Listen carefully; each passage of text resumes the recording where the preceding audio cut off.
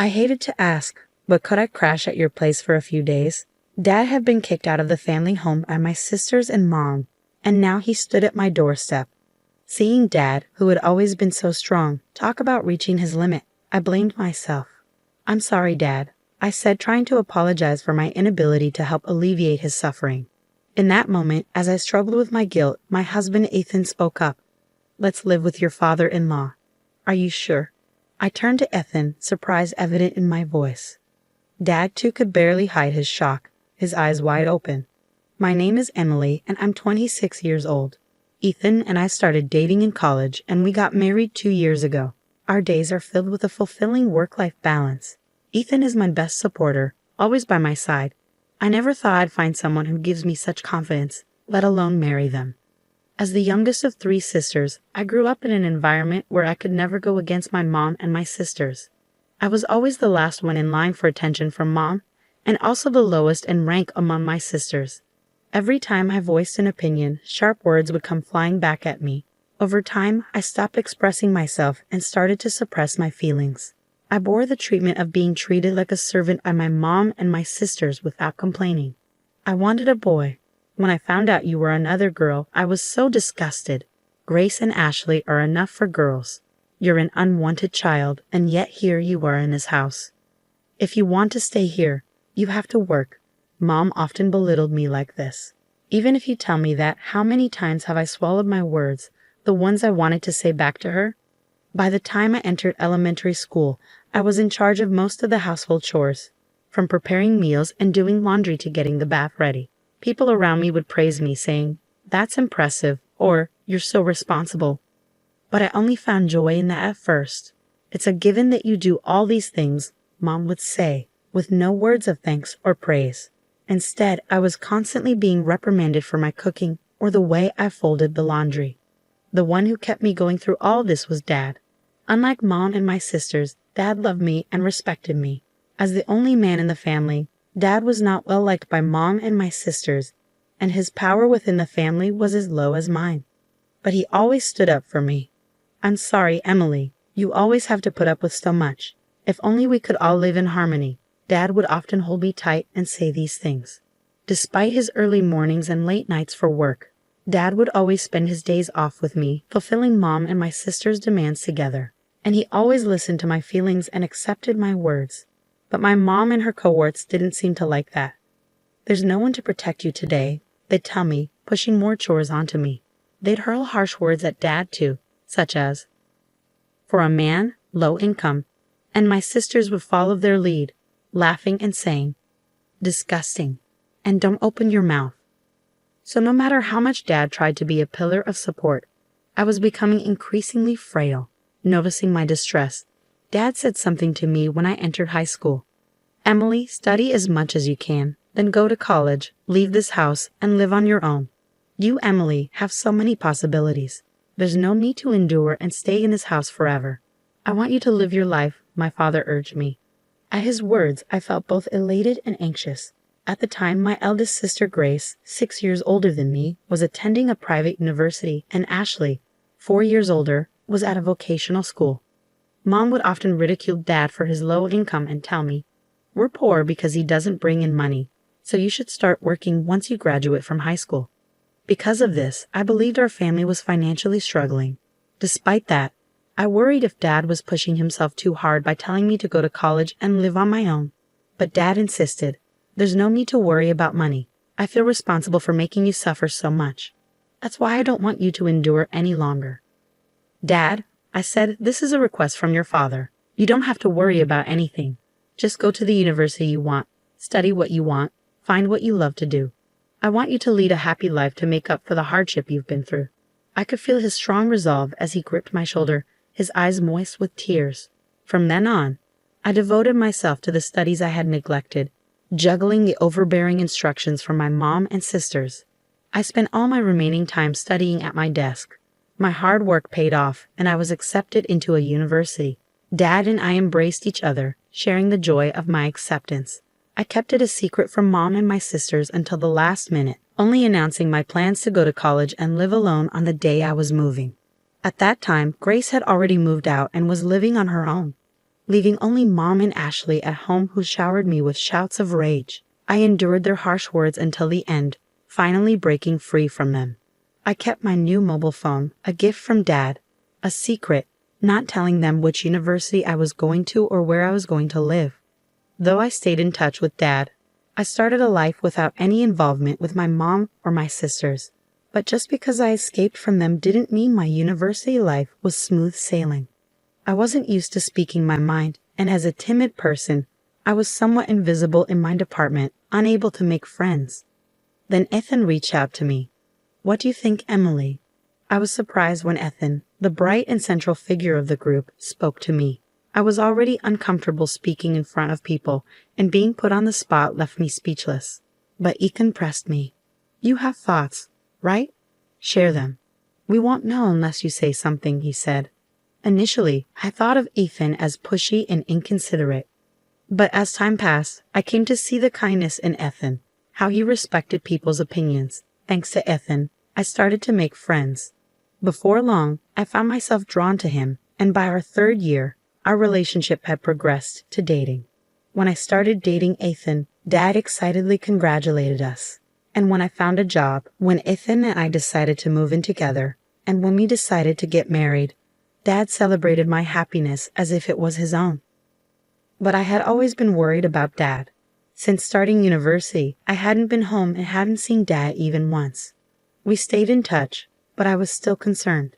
Dad was living at that place with Mom and the others. I had no doubt he was still enduring snide comments from Mom and Ashley, still spending his days under their domineering instructions. "Dad, I'm happy today because of you. Back then, I was powerless and always needed your help. But things have changed. I'm working now, and I'm married. I have someone who supports me, so now it's my turn to help you.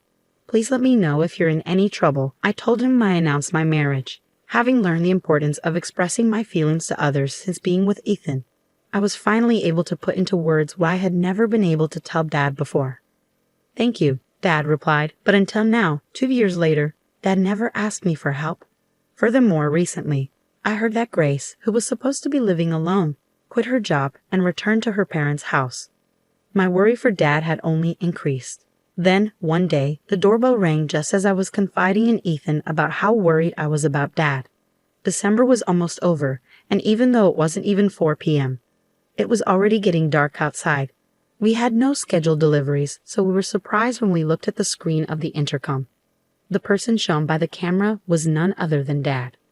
I rushed to the front door and opened it, seeing Dad for the first time in 8 years. His cheeks were hollowed out, and there was more white than black in his hair. He looked visibly unwell. I instinctively knew that his sudden visit without any notice wasn't for a casual reason. "Dad, what's happened?" "Please come inside. It must be cold outside," I said, concerned. Dad was wearing trousers and a long-sleeve shirt, even in December. He seemed too thin, and I wondered why he would be outside dressed like that. But the reason was revealed from Dad's mouth. Dad was kicked out of the house by Mom and the others, he said, his voice heavy with sadness. He told me to go buy dessert, so I went to the nearby convenience store. But when I came back, the house was locked. I asked them to open up, but they told me not to come back and didn't let me in. "What?" I exclaimed, shocked by what I was hearing. I left the house without my phone or jacket, but I waited for several hours, and they didn't seem to let me in. Dad added, rubbing his cold body as he told us about what happened that day. I quickly made some hot tea and gave it to Dad. He held the cup of tea with both hands to warm up and muttered softly, "I might not be able to go back to that house again." "Why?" I asked, concerned. Ever since Grace came back, Mom and the others' attitude got even worse. I was feeling at my limits too, and then they did this to me.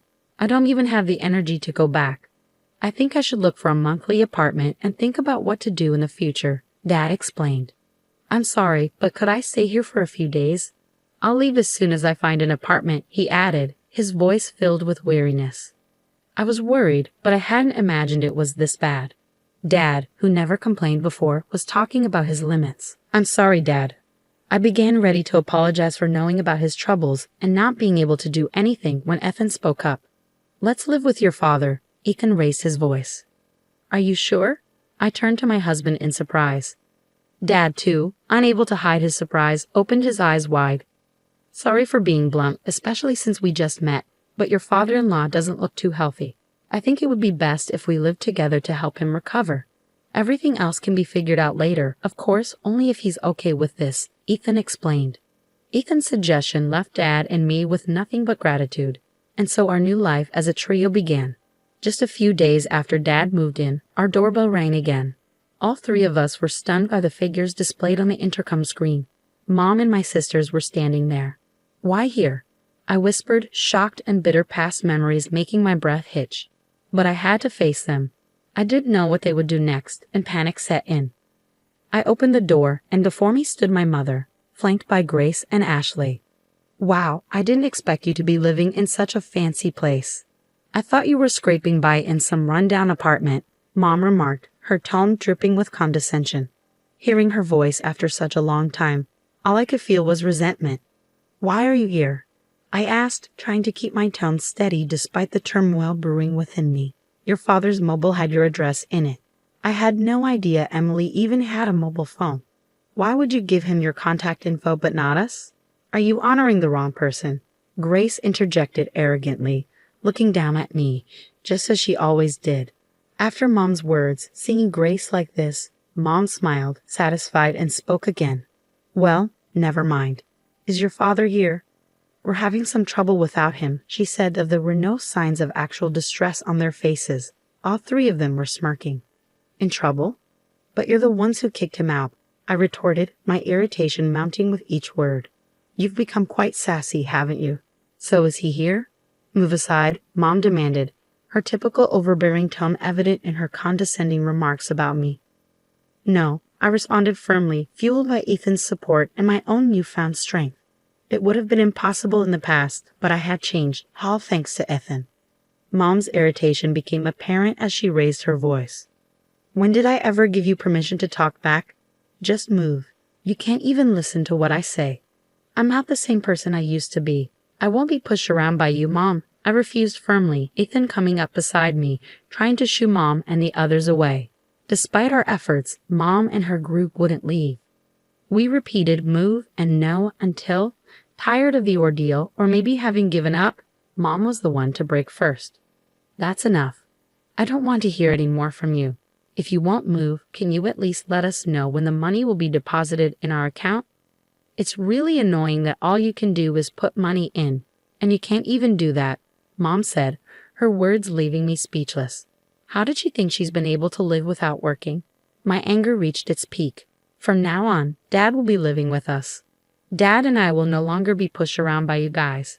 Please divorce Dad and stop causing him pain, I declared, unable to hold back my words any longer. But the response from my mom was something I hadn't anticipated. I hadn't anticipated Mom's reaction. Don't make it sound like I'm the bad guy. I've been kind enough to stay as a family with a man like him, who is low income and can't do a thing. You should be thanking me, Mom said, her words cutting deep. What? I gasped, stunned by her audacity.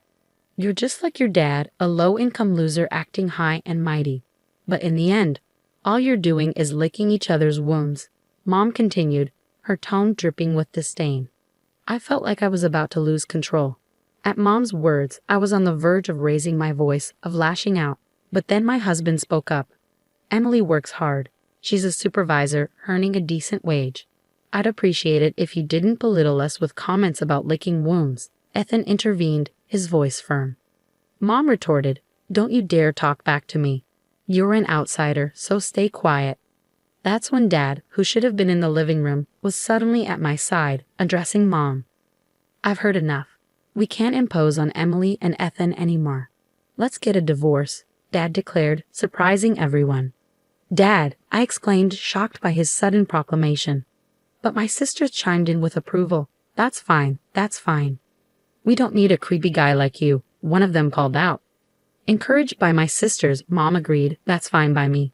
I was dumbfounded by how quickly things had been resolved, but the peace didn't last long. But there's one condition.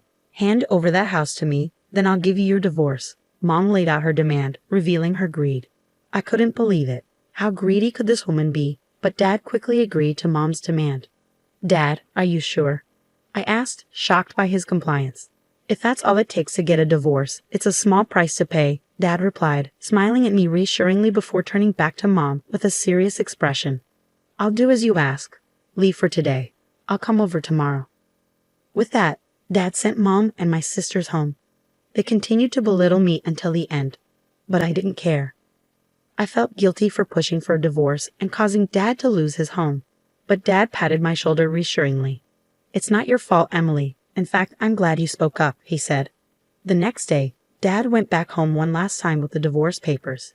He made Mom fill out the divorce application, handled some paperwork, and packed his belongings. When Dad returned from our family home, he looked somehow lighter. It was sad to see the house go to Mom and my sisters, but if Dad felt relieved, I was okay with it. A few months later, Dad told me what had happened to Mom and my sisters. They had taken the family home as part of the divorce settlement and planned to live lavishly by selling it. However, the house was old and the location wasn't great. They couldn't sell the house or land for much, and demolition costs ate into the proceeds.